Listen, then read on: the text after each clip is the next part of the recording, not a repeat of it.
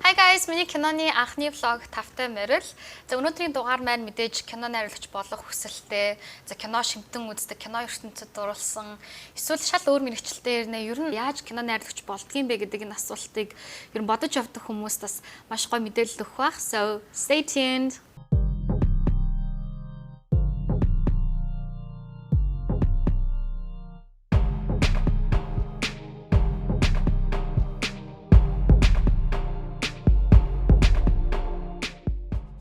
За би болохоор 2011-ээс 15 оны хооронд Холливуудын урлагийн институт гэдэг сургуулийг кино найруулагчийн мэрэгчлэр яг бакалаврын зэрэг хамгаалж төгссөн байгаа. Над руу аягүй олон залуучууд холбогдож байсан л да.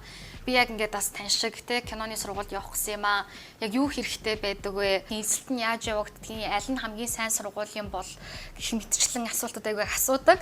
Гэтэ би хүн болгоноос асуухаар яг дандаа би найруулагч мэрэгчлэр сурмаар байна гэж яг хэлдэг.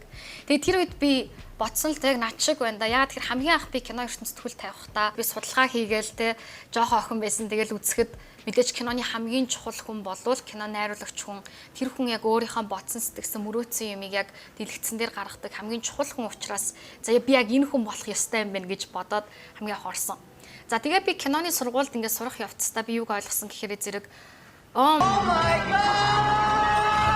Энэ ертөнцид чинь ямар олон өөр төрлийн мэрэгчлийн маш гоё хүмүүс ажилладаг юм байна. Зөвхөн найруулагч биш, тийм дууны найруулагч, дууны дизайнер тэр дуу гэдэг салбарт нь л гэхэд 20-30 төрлийн хүн гэж ажиллаж байгаа жишээ нь. Тэнийг би ойлгоод над руу бичдэг гэсэн залуучуудаас би яг асуусан л та. Чи нэрнгээс яг эхлээд найруулагч болмоор байгаа мó те? Яг тэгвэл сургуулийн эсэлт гэдэг тэр бол бүр тусдаа влог болохоор сэдв. Тэгэхээр бүр тэр юм руу орохоос өмнө эхлээд нэр яг яагаад найруулагч болмоор байгаа? Найруулагч хүн гэж яг хин? Үнэхээр одоо кино бол өөрийн чинь яг passion юм уу, зураг дүрсээр түүх өгүүлдэг энэ ертөнцид би дурлцсан гэдэг яг хүн юм уу гэдгээ бас маш сайн мэдэх хэрэгтэй. Тэгээ би яг тэр хүмүүсээс асуухаар харин тийм гэтээ би бас жүжигчин ч болж магадгүй ч гэдэг юм уу яг нэг тиймэрхүү хариунууд айгүй хэрэгтэй байсан. Тийм учраас өнөөдөр миний энэ влогоос маш олон хүнд ер нь найруулагч хүн гэж хин бэ гэдэг санааг аюугаа өгөх байх гэж найдаж байна.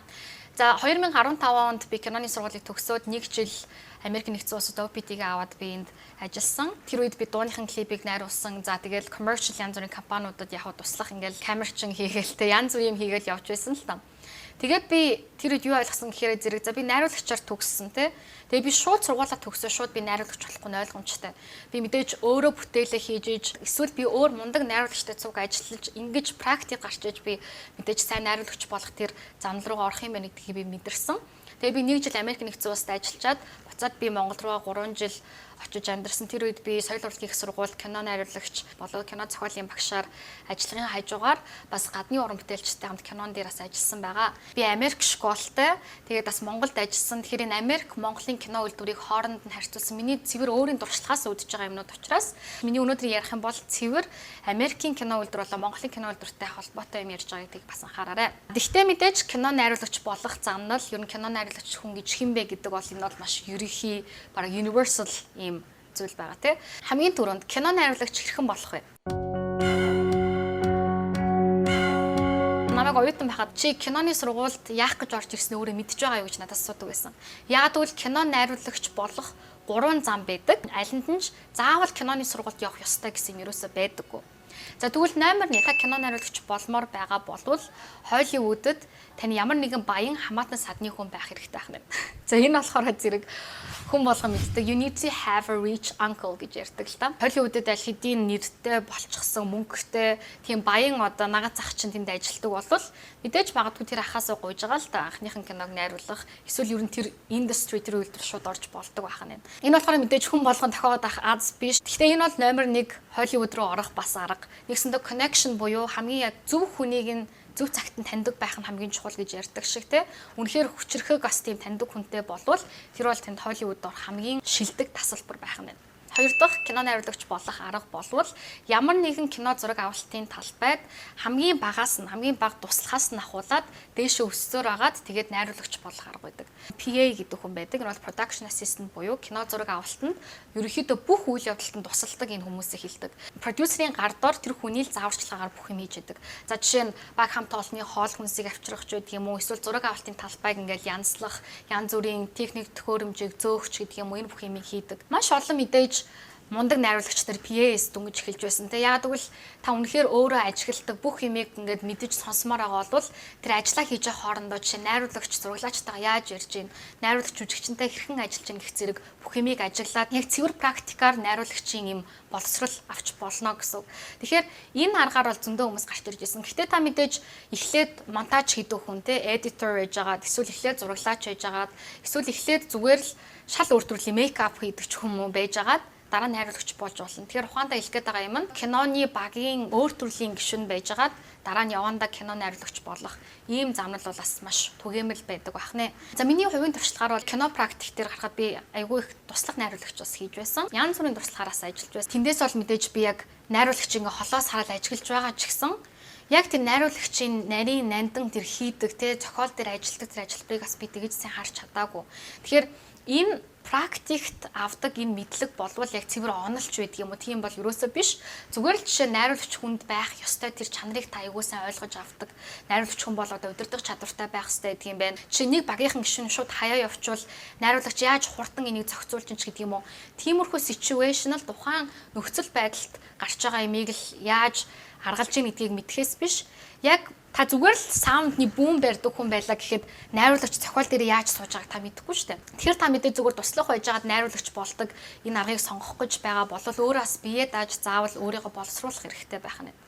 За 3 дахь кино найруулагч болох арга бол зүгээр ерөөсөө л шууд өөрөө кино зохиолоо бичээл өөрөө жүжигчтэй ажилд аваад жүжигчтэйгээ зохиол дээр ажиллаа шууд киногоо өөрөө найруулах байдаг. And I say, well, it's easy to get a job if you write, because if they buy your script, buy enough of your scripts, you can insist on directing them, or you can just take your device and go out and make a little movie. Anybody can do that today. Хүн болгоны эхний кино хизээч амжилттай болдоггүй. Гадартай найруулагч нар бүгд хэлдэг. Муу кино, сайн кино гэж юусоо найруулагчийг болохыг хүсэж байгаа хүнд бол байдаггүй. Кино болгон ч л яг ямар нэгэн бүтээл, ямар нэгэн туршлага, ямар нэгэн ажил гэж бодож хийж бай. Тэгэх юм бол хизээ нэгэн цагт та тэр албанаасаа суралцаар агаад яг өөрийнхөө хүссэн тэр киногоо л хийдэг. Ямар ч мэрэгжилд 10,000 цагийг зарцуулах юм бол та тэрнийхээ expert буюу мэрэгжлийн хүн болдог гэдэг шиг та ингээл кино хийгээд байх юм бол тэр явцдаа та айгүй олон юм сурдаг. За тэгэхээр та нар анзаарч байгаа байх. Энэ 3 найруулагч болох аргын алинд нь ч киноны сургууль сурах ёстой гэсэн шаардлага байхгүй байх нь. Гэхдээ би өнөөдөр энд би киноны сургууль сурсандаа харамсаад ч юм уу айгүй их мөнгө өрсөндөө харамсаад ярьж байгаа биш. Ягаад гэвэл би киноны сургуулиас асар их мэдлэг олж авсан.